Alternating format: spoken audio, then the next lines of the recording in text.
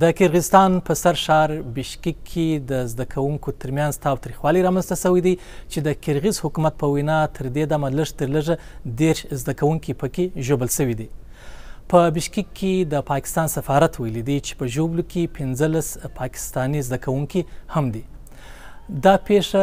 تیره شپه یعنی د می پر 18 او 18 منځنۍ شپه تر هغه وروسته رامنځته شوه کله چې پر ټولنیزو رسنیو د یوې لیلیې داسې ویډیو خپره شوه چې په هغه کې مصري زده کوونکي او د کرغز ځایي زده کوونکي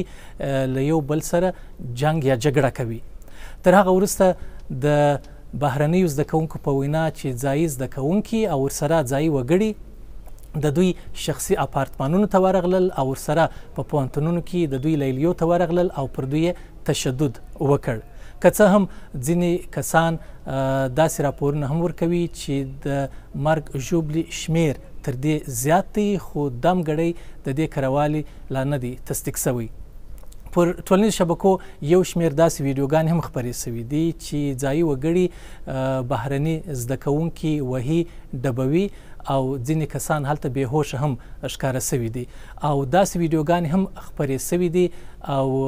ازادي راډیو او مشال راډیو ترلاسه کړي دي چې په هغه کې بهرنیو زده کوونکو ته دا ویل شوي دي چې دوی اپارتمانونه پرېږدي او کډه وکړي. په داسې حال کې دغه هر څه رامنځته شوي دي چې د بشکیک ښار د زده کوونکو زیات شمیر کوربه دی ځکه چې هلته د بېلابېلو هیوادونو لسګونه زره زده کوونکي په زده کړو باندې بوخت دي چې زیاتره طبي زده کړې یعنې د میډیکل زده کړې ترلاسه کوي.